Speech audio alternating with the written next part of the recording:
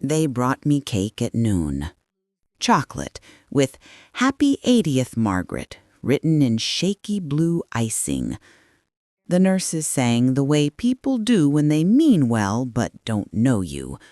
I smiled, blew out the candles, and told them I wished for another year, but that wasn't true.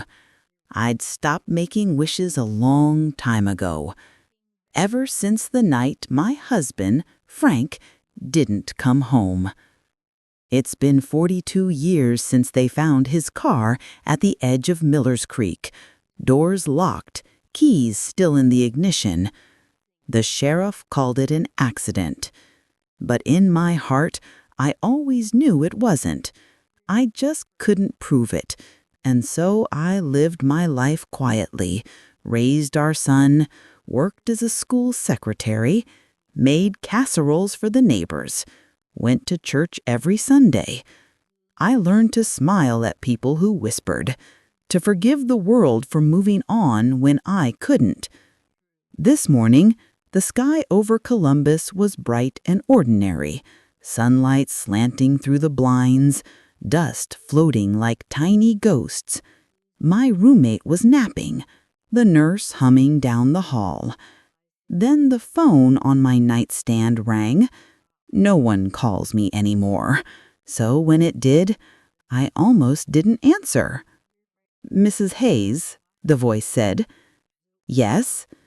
"This is Detective Parker. I'm calling from the cold case unit." I went still. I could feel the air leave the room. He continued, "We've reopened your husband's case. There's something you should hear." I don't know what I expected. Maybe closure, maybe nothing. But when I agreed to meet, I didn't realize I was opening a door I'd kept locked for most of my life. 2 days later, he came to the nursing home. Mid-40s, polite, nervous, like he'd been raised right. He sat across from me in the visiting room with a thin folder in his hands. He said, "Mrs. Hayes, we recently reviewed old evidence from the Miller's Creek incident." He paused, glanced at the folder, then back at me. "Your husband's death wasn't an accident." It's strange how your heart can stop and keep beating all at once. I didn't cry, didn't speak, just stared at that folder like it might undo everything I'd already accepted. He went on. "There was a witness, a woman. She came forward last month, said she couldn't live with the guilt anymore." I leaned forward, my voice barely there. "Who was she?" He hesitated. "Someone who knew your family." That's when I realized I was shaken. The kind of trembling that doesn't come from age, but from remembering. Because for 40 years, I had suspected one person. And if I was right, it meant the truth had been sitting across my Sunday dinner table all this time. Tell me in the comments, have you ever lived long enough to finally hear the truth you prayed you'd never have to face? Detective Parker closed the folder and said he'd return in a few days once the formal statement was ready. Then he left me with more silence than I'd had in years. That night, I didn't sleep. The storm outside matched the one inside my chest. And as thunder rolled over the Ohio suburbs, I finally whispered to the empty room, "I knew it, Frank. I always knew." 2 days after the detective's visit, I sat by the window of my nursing home room, watching the rain streak across the glass. The air smelt like wet pavement and lilacs from the garden below. Every time I closed my eyes, I saw that brown folder in his hands, the one that could rewrite 40 years of my life. I told myself not to think about it, but how do you forget the truth when it's finally on its way? When Detective Parker returned, it was early evening. He carried the same folder, only this time it looked heavier, or maybe I just knew what it contained. He sat down, folded his hands, and said, "Mrs. Hayes, I appreciate you meeting with me again. I know this isn't easy." I smiled faintly. "After 80 years, son, there's not much left that is easy." He nodded and took a breath. "The woman who came forward, her name is Diane Miller." The name hit me like a chill through glass. I hadn't heard that name in decades. Diane Miller had been our neighbor back then, lived just 2 houses down on Sycamore Street. She used to bring over rhubarb pie in the summer and gossip on the porch while Frank mowed the lawn. Pretty, polite, the kind of women people liked right away, and the kind of woman I used to feel uneasy around. I don't know why. Maybe it was the way she laughed a little too hard at Frank's jokes, or how she lingered at our gate when she thought I wasn't watching.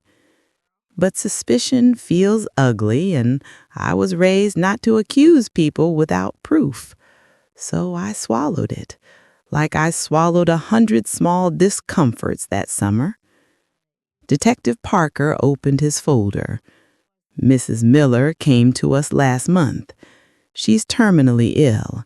Said she didn't want to die with the secret." He paused. "She confessed to being with your husband the night he died." I didn't breathe. He continued.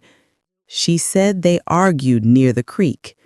He wanted to end things, told her to go home to her husband. She tried to stop him from driving off. He slipped, hit his head on the rocks, and drowned before she could reach him." I pressed my hands together to stop them from shaking.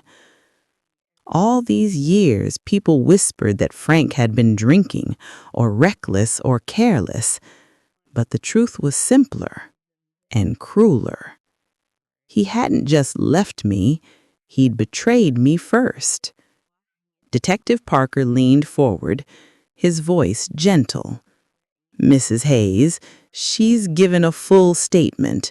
We verified the timeline, her description of the scene. There's no doubt now."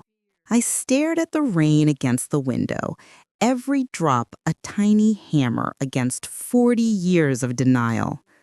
I wanted to hate Frank. I wanted to hate Diane. But all I felt was empty. Because what do you do with anger that arrives too late to matter? That night, I sat alone in the common room after everyone had gone to bed. The TV flickered silently, some late-night infomercials selling kitchen knives. I stared at the screen, thinking about the last time I saw Frank alive, standing by the car, kissing my cheek, promising he'd be home before midnight. And now I knew where he'd gone instead. Tell me in the comments, have you ever discovered the truth so late that forgiveness felt like a stranger's language? The next morning, I called the detective and asked for one favor. "I want to see her," I said. "Mrs. Miller?" he asked, surprised. "Yes, before she dies." He hesitated. "Are you sure, Mrs. Hayes? She's in hospice care now." "I'm sure," I said. "I don't want to leave this world with unfinished business." 3 days later, a nurse wheeled me into a quiet hospice room on the west side of town. Diane Miller lay in bed, pale and thin, her eyes closed but breathing steady. I sat beside her and waited. After a few minutes, she stirred. When she saw me, her eyes filled with tears. "Margaret," she whispered, voice trembling, "I prayed you wouldn't come." I looked at her calm and steady. "Then maybe you don't know me very well," I said softly, because after 40 years of silence, I wasn't there for revenge. I was there for something else, something I didn't even have words for yet. Diane's room smelled faintly of lavender and medicine. The curtains were drawn halfway, letting in a thin line of morning light that stretched across her blanket. She looked smaller than I remembered. The sharp, pretty woman from Sycamore Street was now fragile, folded into herself like something that had been waiting too long to disappear. I sat down beside her bed, my hands folded neatly in my lap, and said nothing for a long time. I wanted to see if she'd speak first. Finally, she did. "I didn't mean for it to happen," she whispered. "I swear to you, Margaret, I didn't mean it." Her voice cracked on my name. The sound of it made the years between us fall away like dust. For decades, I'd imagined this conversation 100 different ways. Sometimes I yelled at her. Sometimes I forgave her. Sometimes I just walked away. But sitting there, all I could feel was the heavy, tired understanding that comes with age, that sometimes life destroys people before guilt ever does. I leaned forward. "Tell me," I said quietly. "I want to hear it from you." She nodded weakly. "He called me that night, said he needed to talk. I met him by the creek. He told me it was over, that he loved you, that he wanted to go home and fix things." Her voice broke. "I lost control. I grabbed his arm. He pulled away. He slipped. He fell. And then—" She stopped there, sobbing softly. "I ran," she said finally. "I left him there. I told myself someone would find him. But no one did." The room went still. Even the machines seemed to quiet. I looked at her, this woman who had once lived 3 houses away, whose laughter used to spill through my open kitchen window, and I didn't see a monster. I saw someone haunted by the same ghost that had followed me all these years. "You carried it alone," I said softly. She nodded. "Every day." I reached for her hand, trembling, thin, bones like bird wings. Her skin was cold. When she felt my touch, she began to cry harder. "I thought if I told you, you'd hate me." I sighed, my eyes warm with tears I didn't expect.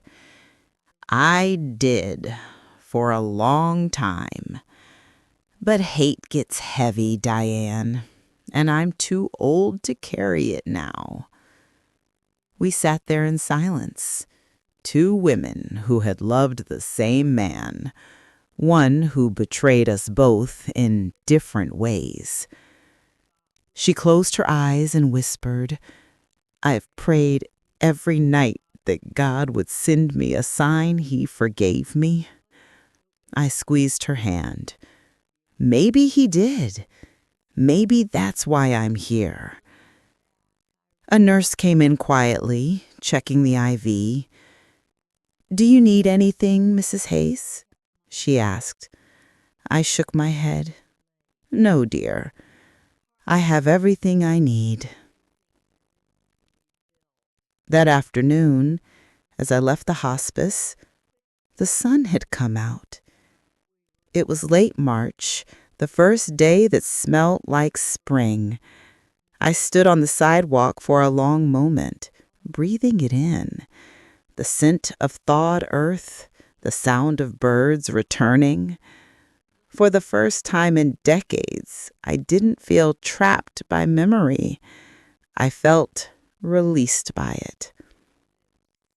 Tell me in the comments, have you ever looked someone in the eye who broke your life apart and felt something gentler than anger? The next day, Detective Parker came to check on me. "She passed away this morning," he said softly. She wanted me to tell you she was sorry. I nodded, calm. She already did. He handed me a small envelope. She left this for you. I waited until he left to open it. Inside was a single photograph of Frank, Diane, and me at a church picnic. I was smiling, unaware of what life would become. On the back, in her shaky handwriting, it said, "I envied the way he looked at you. He never stopped." That night, I placed the photograph on my nightstand beside my wedding picture, not as a reminder of betrayal, but as proof that truth, however late, is still worth hearing. It's been 6 months since Diane died, and every morning feels softer now. I still wake early, the way I used to when Frank was alive, before the sun, before the nurses start their rounds, before the world remembers I'm still here. I sit by the window with my coffee, listening to the hum of the courtyard fountain below. I keep both photographs on my nightstand. Frank and me at our wedding, his hand resting on mine, and the one Diane left behind. It took me a long time to realize they're not reminders of betrayal. They're reminders of truth. And truth, even when it hurts, is a kind of mercy. When you reach my age, you stop asking why. You start asking, what for? Why did she live all those years in silence? What was I supposed to learn from losing the man I loved twice, once to death and once to truth? Maybe it was to learn forgiveness in its rawest form, not the kind people talk about in church, but the kind that feels like standing in the rain and letting everything wash off of you. Last week, my son came to visit. He's gray now, a grandfather himself. He sat in the same chair where the detective had once sat. Only this time, he brought laughter instead of news. He said, "Mom, I don't know how you stayed sane through it all." I smiled. I didn't. I just stayed alive long enough to make peace with it. He nodded quietly. Then, before leaving, he kissed my forehead and said, "You know, Dad would have wanted you to be happy." And for the first time, I didn't flinch at the sound of Frank's name. That night, I dreamed of Miller's Creek. The water was clear again, the rocks smooth and shining under sunlight. In the dream, Frank stood on the bank, younger, the way he looked the year we met. He smiled at me, and there was no guilt in it, no apology, just release. When I woke, the room was still dark. The moonlight spilled across my blanket, silver and kind. And I whispered, "I forgive you." Not because he deserved it, but because I deserved to stop carrying him in pieces. Tell me in the comments, have you ever realized forgiveness wasn't for them, but for you? On my 80th birthday, I thought I'd reached the end of my story. But maybe that was the beginning of peace. The kind that doesn't need to be earned, only accepted. The nurses still bring me cake every year. The frosting's too sweet, the singing off key. But when they ask what I wished for, I always say nothing. Because at last I have everything I needed. The truth, the time, and the quiet to make sense of both. Some nights when the halls are silent, I talk to him. Not as the man who lied or the husband who left, but as the boy who once brought me wildflowers from the side of the road. I tell him I found the truth, that I met her, that I'm not angry anymore. And when I close my eyes, I swear I can almost hear him say, "Thank you." Because here, on True Life Stories, we don't just tell stories, we remember them.